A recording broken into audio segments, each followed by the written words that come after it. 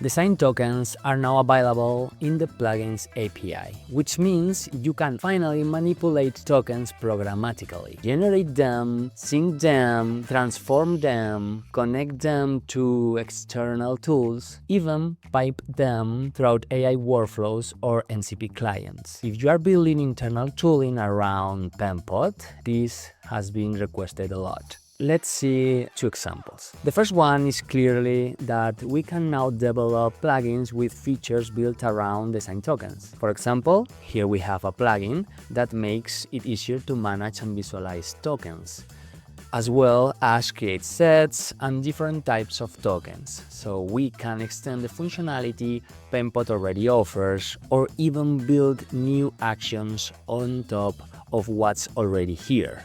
It's incredibly useful.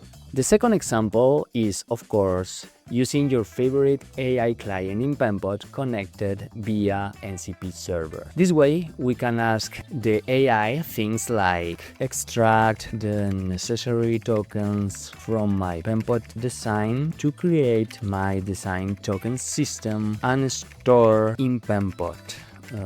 Color, spacing, typography, and we put it to work.